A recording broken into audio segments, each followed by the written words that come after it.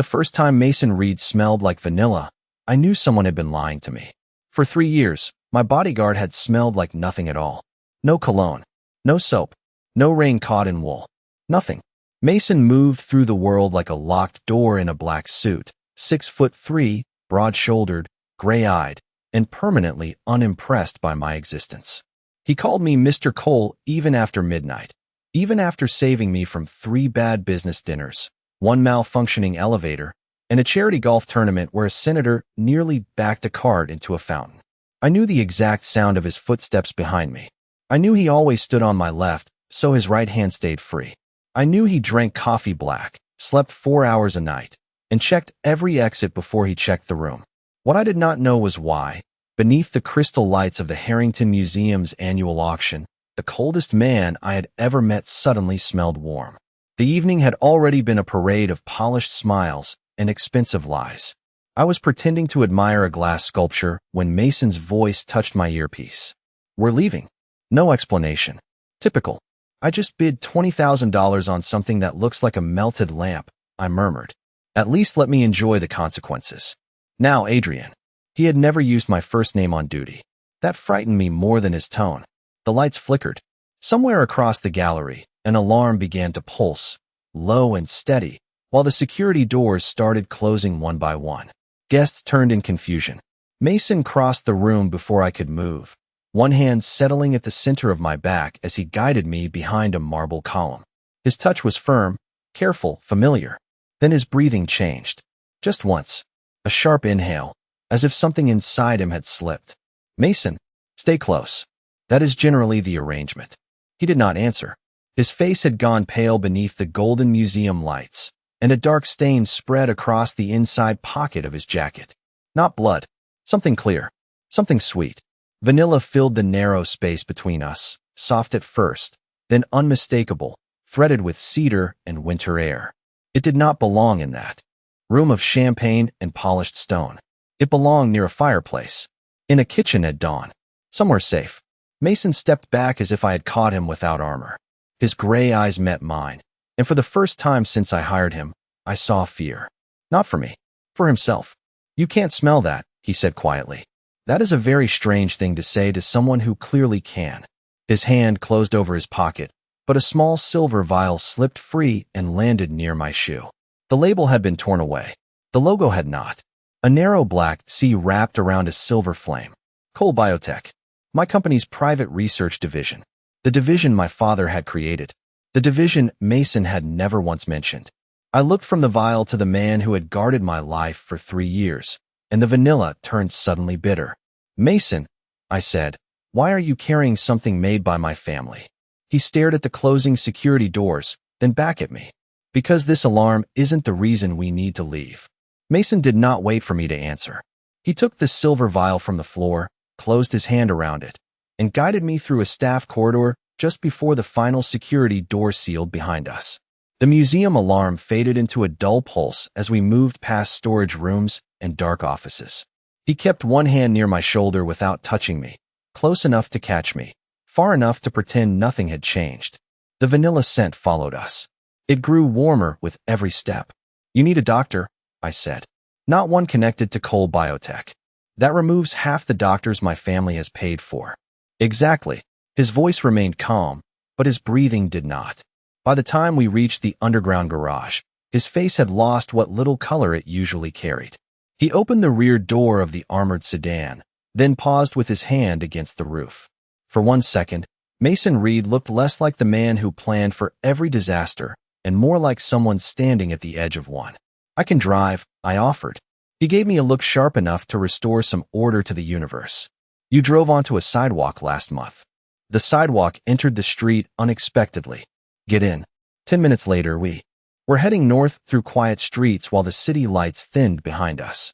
Mason had entered an address into the navigation system that I did not recognize. He refused to explain it. I refused to stop asking. "Is the vial medicine?" Silence. "Is someone using my company to make it?" More silence. "Are you dying?" His hands tightened on the steering wheel. "No." That answer arrived too quickly. "I am not dying." "Wonderful. Then you can explain why you smell like a bakery during a power outage." His eyes flicked toward me in the mirror. Under any other circumstances, I might have enjoyed being the first person in 3 years to surprise him. Instead, the scent changed again, vanilla edged with something dry and cold, like cedar under snow. Fear had a smell. Apparently, Mason had been carrying his alone. The safe house stood beside a frozen lake nearly 2 hours from Manhattan, hidden behind pine trees and a narrow gravel road. It was smaller than I expected, with 1 bedroom, 1 bathroom, and furniture chosen by someone who considered Gray a personality. Mason checked every window before allowing himself to sit. Then he sank onto the edge of the couch as if his body had finally stopped obeying orders. I found a first aid kit, a blanket, and exactly 1 can of soup that had expired during the previous administration. "The bedroom is secure," he said. "You should sleep there. You are shaking. I am cold. You are sweating. I am complicated." That almost sounded like humor. Almost. I knelt several feet away and placed the blanket within his reach. I did not touch him. His gaze dropped to my hands. Something in his expression softened, then vanished. "What do you need?" I asked. Mason swallowed. The fire cracked behind us. Snow brushed softly against the windows, and the vanilla scent settled through the room, no longer sharp, no longer hidden. "Distance," he whispered. Then his fingers closed around my wrist before I could move. His grip was careful, but desperate. "No," he said, eyes fixed on mine. "Stay." Mason kept his fingers around my wrist, as though letting go would send him somewhere he could not return from. I stayed exactly where I was, kneeling beside the couch with the fire warming one side of my face and the winter glass cooling the other. "I am here," I said. His eyes closed. The tension in his hand eased by a fraction. It should not have felt like trust. It did. For several minutes, neither of us spoke. The room filled with the quiet sounds of snow against the roof, wood settling in the walls, and Mason trying to breathe without letting me hear how difficult it was. The vanilla scent softened around him, losing its bitter edge. "Tell me what happened," I said. "The vial broke. I gathered that during the part where it fell out of your jacket." His mouth almost moved. Not quite a smile, but close enough that I noticed. "It was a suppressant," he said. "It keeps my scent neutral." I waited. Mason stared at the fire as if the flames were safer than my face. "I am an Omega." The words landed quietly. No thunder. No alarm. Just a truth he had carried like a weapon pointed at himself. "All right," I said. His gaze snapped toward mine. "That is all you have to say? Would you prefer a dramatic gasp? You should be angry." "I am angry." His shoulders stiffened. "Not because you are an Omega. Because someone tampered with your medication, someone knew exactly where you would be tonight. And you still think the dangerous part of this situation is me learning who you are." Mason released my wrist and sat back. The loss of contact left the room strangely colder. "People do not hear Omega and think Bodyguard," he said. "They think liability, instinct, weakness. People are frequently disappointing. The military discharged me after my designation appeared in a medical review. They called it a readiness concern." His voice remained controlled, but his hands had closed into fists beneath the blanket. Every agency afterward found a polite way to say the same thing. So I changed my records. I learned to live without a scent. I learned not to need help. That sounds exhausting. It worked. Until tonight. Silence stretched between us. I moved to the chair across from him, giving him the distance he had first asked for without leaving. "My father believed alpha influence was useful," I said. "At home, in business, everywhere." Mason looked at me carefully.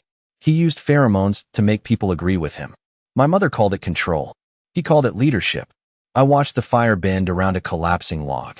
I decided a long time ago that instinct would never become an excuse for taking someone else's choice.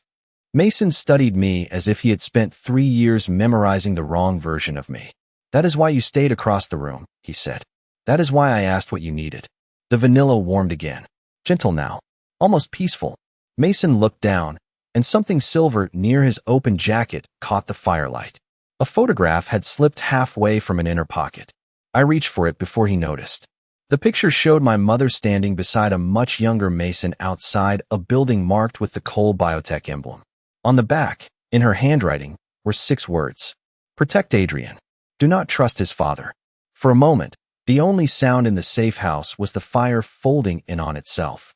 Mason saw the photograph in my hand, and whatever softness had entered his face disappeared.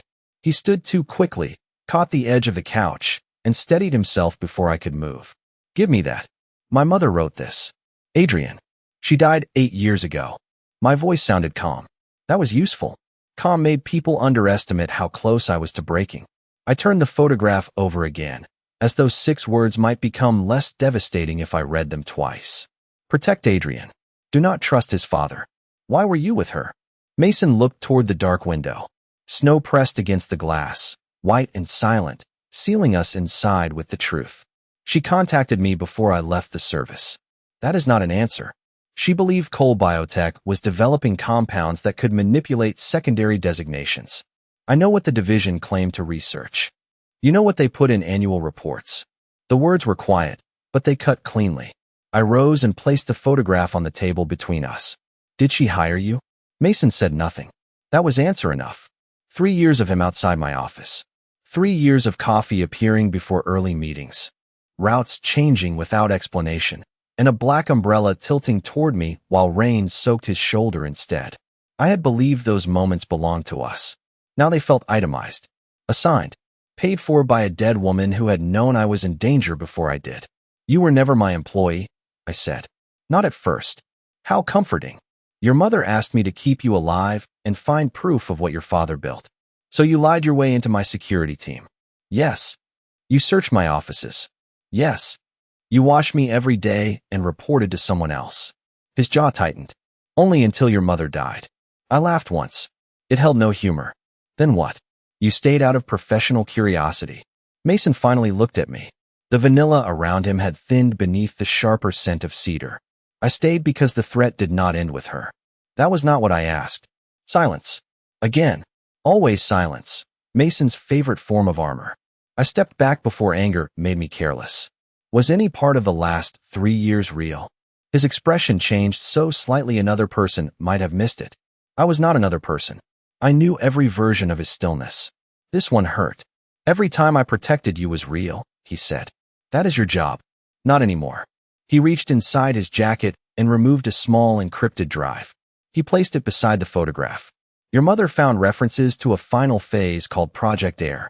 The records were buried after your father died, but someone restarted the work 6 months ago. What does that have to do with me? The compounds were never designed only to suppress omegas. Mason's voice dropped. They were designed to destabilize alphas, trigger public loss of control, and make it look natural. My mind returned to the museum, the alarm, the broken vial, the cameras turning toward us. Someone wanted me exposed. Someone wants you removed from Cole Industries. He moved closer, but stopped several feet away. Careful even now. The vial was meant for me, but you were always the target. The fire snapped behind him. His gray eyes held mine, steady and unbearably familiar. Your mother did not hire me because she thought you needed a bodyguard, he said. She hired me because she believed your own family was preparing to destroy you. The words should have shocked me. Instead, they opened a door in my memory. Not all at once. Just a crack. A hallway washed in blue emergency light. The smell of antiseptic. My own small hand pressed against a glass wall. Then vanilla. Warm, gentle, impossible to forget. I looked at Mason, and the safe house disappeared around him. I know that scent, I said. His face went still. You smelled it tonight. No. Before tonight. I stepped closer to the table, staring at the photograph of him beside my mother. He looked younger there, leaner, with the same guarded eyes and none of the gray at his temples. Something about the angle of his shoulders pulled another memory free. A boy standing between me and a locked laboratory door. A borrowed coat wrapped around my pajamas. A voice telling me not to look back. I was 8, I whispered. Mason closed his eyes. That was when I knew. It was you. He did not deny it. The firelight moved across his face, revealing every emotion he had spent 3 years hiding from me. Regret. Fear. Something softer that hurt more than either. Your father brought you into the lower research wing during a private demonstration, he said. The compound affected you badly. Your mother found out too late. She asked me to get you outside before anyone could record what happened. You were a teenager. 17. You held my hand. His gaze dropped to my fingers resting against the table. You would not let go. The memory returned in pieces. I had been dizzy, frightened, and furious that no one would tell me what was happening. Mason had crouched in front of me, and said my name like it belonged to a person, not an air. He had smelled like vanilla then, too. I remembered burying my face in his coat because it was the only thing in that building that felt safe. Why did you never tell me? I asked. Your mother wanted the memory left alone. She died. You stayed. You did not remember me.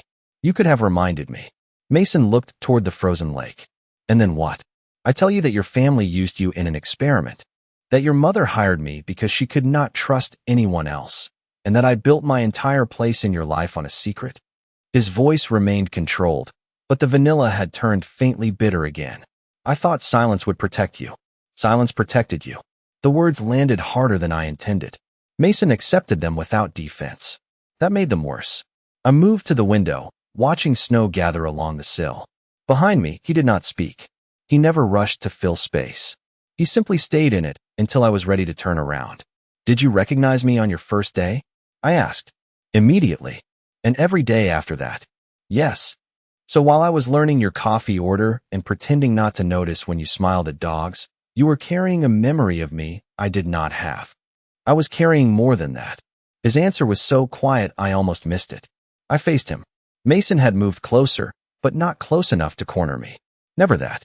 I stayed after the assignment ended because leaving stopped feeling possible, he said. Not because of your mother. Not because of the investigation. The room seemed to narrow until there was only the space between us. Then why? Mason looked at me with the same steady gaze that had guided an 8-year-old boy through a dark hallway. Because somewhere along the way, protecting you stopped being my duty. He paused. It became the only place I felt like myself. For one dangerous second, I forgot every reason I had to be angry with him.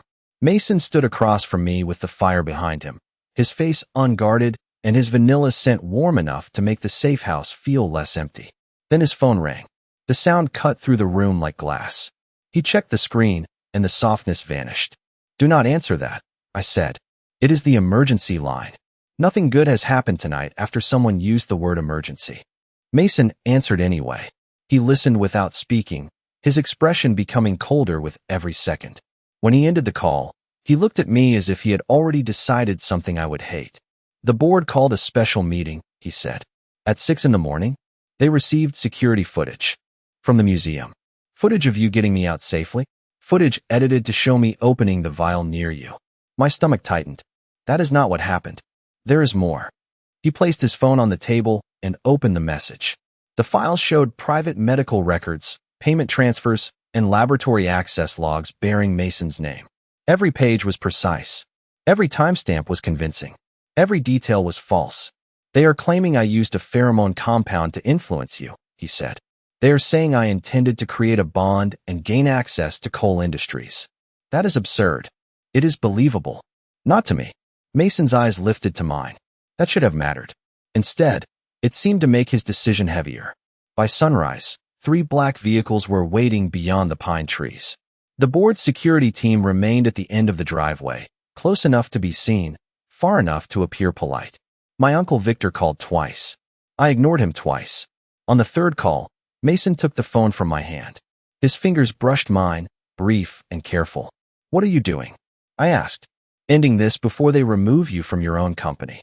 You are not speaking for me. No, I am protecting you. That excuse is getting old. His face tightened. The board wants someone responsible. If they believe you were manipulated, they keep you as chief executive officer while they investigate me. And if you confess to something you did not do, they stop looking at you. I stepped between him and the door. You do not get to decide that your life is worth less than mine. For the first time, his control cracked. I cannot watch your family destroy you again. The word again stayed between us. He reached into his pocket and placed the encrypted drive in my palm, then closed my fingers around it. The complete records are not here. I know where your mother hid the originals. Then we go together. They are watching you. Mason. His name came out smaller than I intended. He looked at me for a long moment, memorizing something he believed he was about to lose. Then he removed one black leather glove and set it beside the photograph on the table. I am sorry. Adrian. He stepped around me before I understood that this was goodbye. Outside, he raised his hands where the security team could see them and accepted every accusation without protest. I stood behind the window, furious and helpless, while the vehicles carried him away through the falling snow. Hours later, the safe house was silent. The fire had gone cold. I picked up the glove he left behind and held it against my chest. It smelled like leather, winter, and nothing else. The vanilla was gone. By noon, Victor Cole had called the safe house 7 times, which was 6 times more concern than my uncle had shown me in the previous decade. On the 8th call, I answered. "Adrian," he said with practiced warmth, "the board is waiting. So is Mason." A pause. Small. Careful. Guilty. Mason Reed is being questioned by corporate security. No, he is not. I opened the encrypted drive on my laptop and watched my mother's hidden files arrange themselves across the screen. Shipping records. Research permits. Payments routed through companies that existed only on paper. Every trail ended at a property 70 miles north of the city, a greenhouse registered to Victor's private foundation. "You moved him," I said. My uncle sighed as if I were a difficult child interrupting dinner. "Come to the meeting. We can protect your position." "You mean your position?" I ended the call before he could lie again. The board vote began at 1 that afternoon. At 12:58, I drove past Cole Industries without slowing down. My phone filled with messages about responsibility, legacy, and consequences. None of them mentioned the man who had surrendered his freedom to preserve mine. The greenhouse stood beyond an abandoned research campus surrounded by bare trees and white fields. From outside, it looked almost beautiful. Glass walls caught the winter sun, and rows of flowering vines glowed beneath warm lamps. Vanilla. Acres of it. The same scent that had once guided me through a dark hallway now hung over the building like a warning. I entered through a side door using a security code from my mother's records. Inside, the heat pressed against my coat. Victor waited near the center aisle, immaculate in a charcoal suit, while Mason sat several yards away in a locked observation room behind reinforced glass. He looked pale but alert. When he saw me, his composure broke for half a second. "You should be at the vote," Victor said. "I resigned as chief executive officer 12 minutes ago." His smile disappeared. "You threw away your future for an employee." "No. I stopped letting this family define my future." Mason placed one hand against the glass. I matched it from the other side, separated by less than an inch, and every secret Victor had built between us. "The board will believe he manipulated you," Victor said. "That is why the museum footage exists.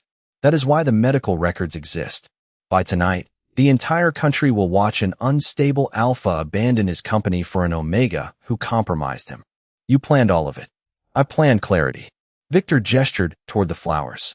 "Your father understood that leadership requires control. You inherited his designation, but not his discipline. The compound will reveal what you truly are." Vents opened above us with a soft mechanical click. The vanilla scent deepened, unnaturally sweet, mixed with something metallic that made my pulse stumble. Mason struck the glass with his palm, not in anger, but warning. "Adrian, leave. Not without you." Victor lifted a tablet, and red lights appeared along the ceiling. "Cameras. Dozens of them." "That is exactly the response I need," he said. "The board is watching live." My breathing grew heavier. Mason's face tightened as the compound reached his room too. Victor expected instinct. Panic. A spectacle. Instead, I looked only at Mason. "Tell me what to do," I said.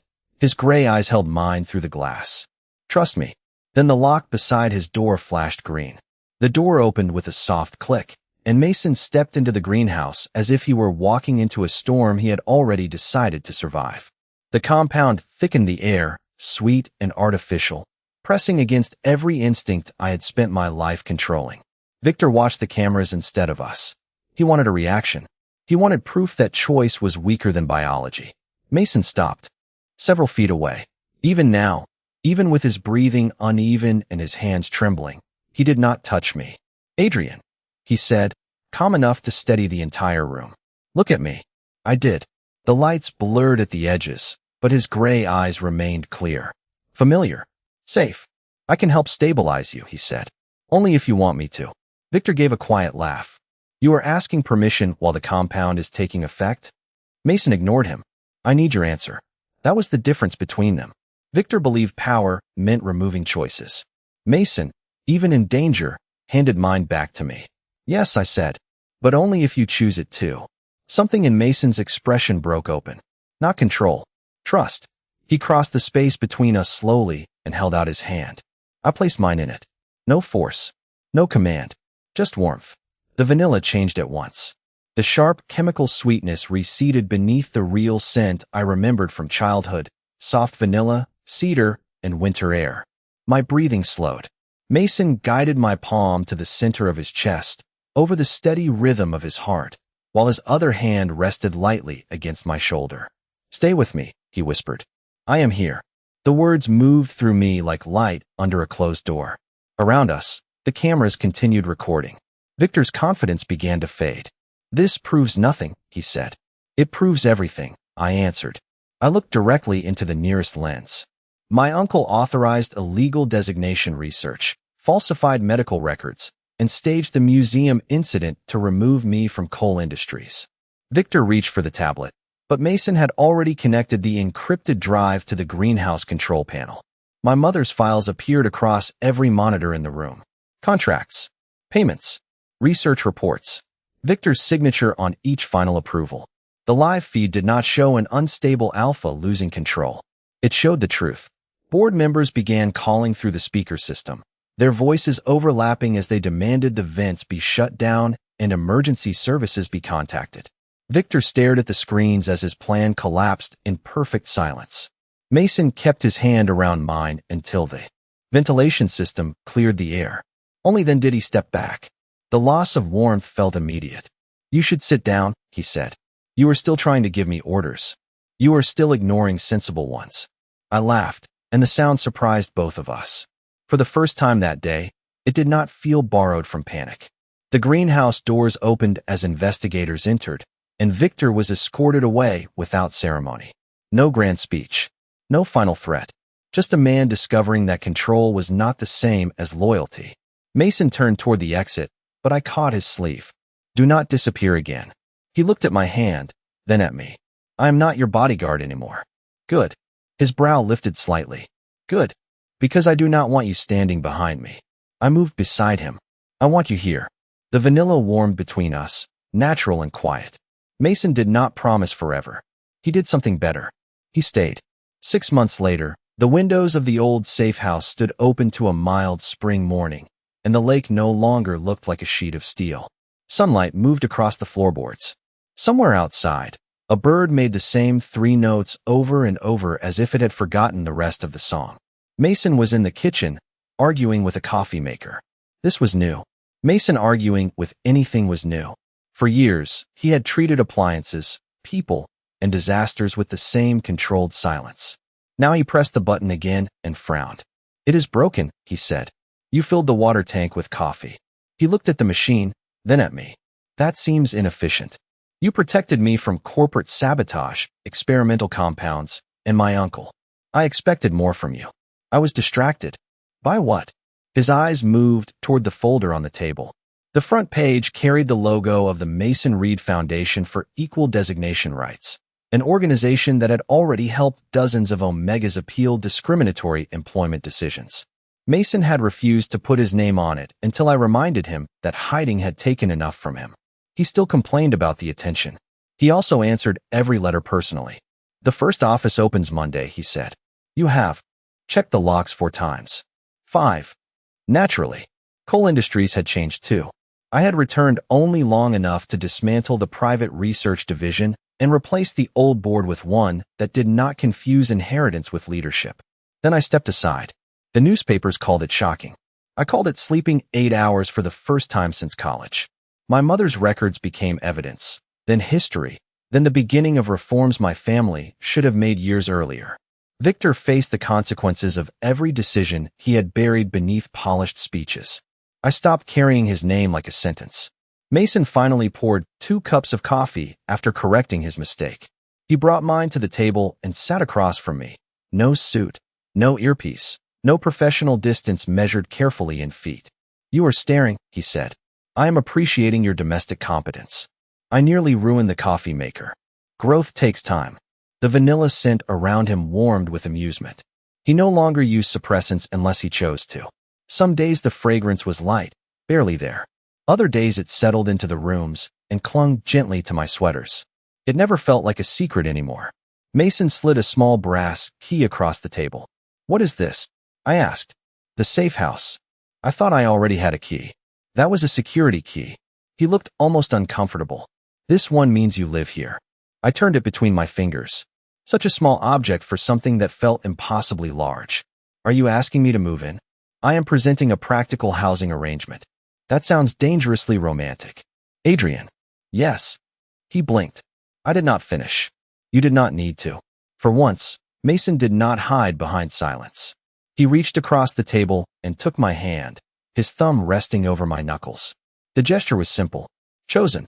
I had once believed safety meant reinforced glass, armored cars, and a man standing between me and every possible threat. I had been wrong. Safety was morning light on a quiet lake. It was terrible coffee made with good intentions. It was a hand reaching for mine without duty, contract, or fear. Safety smelled like vanilla, and this time, Mason was not staying because anyone had paid him to. He was staying because we had finally chosen the same home.